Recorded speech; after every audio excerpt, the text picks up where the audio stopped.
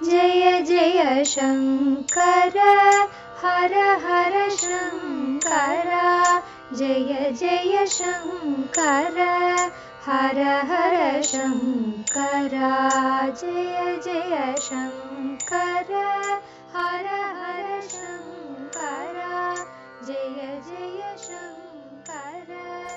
பண்பாடு தெய்வத்தின் குரல் 4ஆம் பாகம். கவிகளின் தன்மான உணர்ச்சி. நாட்டை காத்த கவி.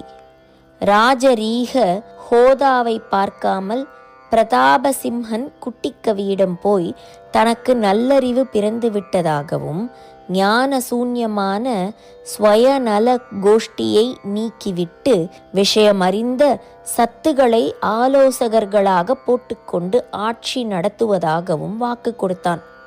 தேசத்துக்கு உபகாரமாக தாம் எடுத்துக்கொண்ட காரியம் பலிதமானதில் குட்டிக்கவி சந்தோஷம் அடைந்தார். அதோடு அவர் தாம் கவனம் செய்து கொண்டிருந்த பரிகாச காவியத்துக்கும் ஃபுல் ஸ்டாப் போட்டுவிட்டார். அதுவரை சரியாக 100 ஸ்லோகங்கள் ஆகியிருந்ததால் மகிஷ சதகம் என்று அதற்கு பெயர் கொடுத்து வைத்துவிட்டார். ராஜாதான் திருந்திவிட்டானே, ஏன் அந்த ஸ்லோகங்களை கிழித்து போட்டிருக்க கூடாது என்றால், ராஜாவையும் கூட ஒரு கவியானவன் அடக்கி நல்வழிக்கு கொண்டு வர முடியும். நாட்டை அடக்கி ஆள்கிறவனுக்கும் மேலான சக்தியை கவி நிஜமாகவே பெற்றவன் என்பதற்கு பிரத்யக்ஷ நிரூபணமான இந்த காவியம் இருந்து கொண்டிருக்கட்டும் என்றே கிழித்து போடாமல் வைத்துவிட்டார். வருங்காலத்தில் ஆட்சிக்கு வருபவர்களுக்கும் பாடமாக எச்சரிக்கையாக இருக்கட்டும் என்று வைத்துவிட்டார். ராஜாவும் அந்த சுவடிகளை கன்ஃபிஸ்கேட் பண்ணுவது, பிரிஸ்கிரைப் பண்ணுவது என்று பறிமுதல் தடை செய்யாததை இங்கே சொல்ல வேண்டும். இப்படியாக ஒரு கவியின் தைரியம் ஒரு ராஜ்யத்துக்கே நன்மை செய்திருக்கிறது. வங்க வித்வானை வென்ற வாலிபர். குட்டிக்கவியின் கொள்ளுப்பேரரும் அவருடைய இயற்பெயரையே கொண்ட இன்னொரு வாஞ்சியேஸ்வரர் தான். குறிப்பு: இவரை குறித்த விரிவான உரை இனிவரும் பகுதிகளில் ஒன்றில் வெளியாகலாம். தாத்தாவேதான் பேரனாக பிறக்கிறார் என்ற கருத்தில் அவர் பேரையே இவனுக்கு வைப்பதால்தான் பேரன் என்று சொல்வது. கொள்ளுப்பேரரை வாஞ்சேஸ்வரிய யஜ்வா என்பார்கள். சோம யாகம் செய்தவர் ஆனதால் யஜ்வா. கொள்ளுத்தாத்தாவை போலவே இவரும் பாண்டித்யம், சாகித்ய ஆற்றல் எல்லாம் உள்ளவர். அவரை போலவே மகாதீரர் என்பதுதான் நாம் எடுத்து கொண்டுள்ள விஷயத்துக்கு முக்கியமானது.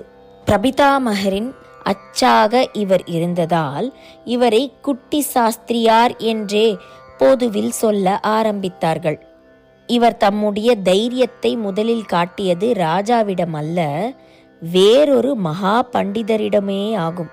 அப்போது அவருக்கு வயசு 18 தான். பெங்காலில் நாடியா என்கிற நவத்வீபத்தில் விசேஷமாக உருவாக்கப்பட்ட நவீன தர்க்க சாஸ்திரத்தில் கரை கண்ட அந்த ஊர் வித்வான் ஒருவர் திருவிடைமருதூருக்கு வந்து அமரசிம்ஹ மகாராஜாவின் முன்னால் வாதம் நடத்தினார். அவருக்கு ஈடு கொடுக்க தஞ்சை சீமையில் யாருமே இல்லாமல் சதஸ் விக்கித்து அவமானப்பட்டு நின்றபோது யுவாவான குட்டி சாஸ்திரி பதில் கொடுத்து என்னவோ முனகினார். சிறு பிள்ளை என்று அலட்சியமாக பெங்கால் பண்டிதர் கையமர்த்த இவருக்கு மானம் பொங்கிக் கொண்டு வந்தது. முனகலாக ஆரம்பித்தவர் கர்ஜனையாகவே முழங்க ஆரம்பித்தார். காதாதரி என்ற தலை சிறந்த நவீன தர்க்க புஸ்தகத்தில் சொல்லியுள்ள 64 வாதங்களையும் அலசினார். பெங்கால் பண்டிதரை முனகக்கூட முடியாமல் வாய் அடைத்து உட்காரச் செய்துவிட்டார். இப்படி தமிழ்நாட்டின் வித்வத் சமூகத்தையுடைய மானத்தையே அவர் காப்பாற்றியதில்தான் அவருடைய தைரியம் அங்குரார்ப்பணம் ஆயிற்று. சரபோஜிக்கு பணியாத சாஸ்திரியார். ராஜாவிடம் அவர் மானம் மரியாதைகளை துணிந்து காப்பாற்றிக் கொண்ட கதைக்கு வருகிறேன். அவருக்கு வயசான போது சரபோஜி மகாராஜா தஞ்சாவூரில் இருந்து கொண்டு ஆட்சி நடத்தி வந்தார்.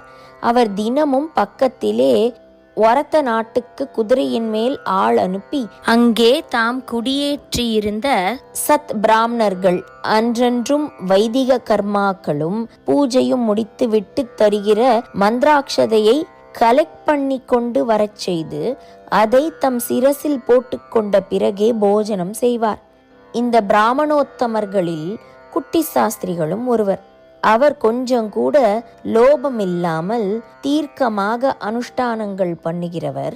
ராஜாவின் குதிரைக்காரன் வந்துவிட்டானே என்பதற்காக ஓட்டமாட்டார். குதிரையை சொல்லவில்லை, அனுஷ்டானத்தை கவனமாக நிறுத்தி நிதானமாக அனுஷ்டானங்களை முடித்தே அக்ஷதை தருவார். இதனால் மகாராஜாவின் போஜனம் பல நாட்களில் டிலே ஆயிற்று. ஒரு சமயம் சரபோஜி அவரை பார்த்தபோது, சாஸ்திரிகளே, அனுஷ்டானம் ரொம்ப நிதானமா நடக்கிறாப்புல இருக்கே என்று கேட்டுவிட்டார். சரபோஜி மதிப்புக்குரியவர், கலைகளுக்கு அளவில்லாத பணி செய்திருக்கிறவர். சரஸ்வதி மஹால் கலெக்ஷன் ஒன்று போதும் அவருடைய உயர்ந்த பணிக்கு. ஆனாலும் ராஜா என்பது எங்கேயாவது எப்போதாவது துருத்தி கொண்டு வரும் ஆதலால் இப்படி சொன்னார், அவ்வளவுதான். சாஸ்திரியாருக்கு தாழவில்லை.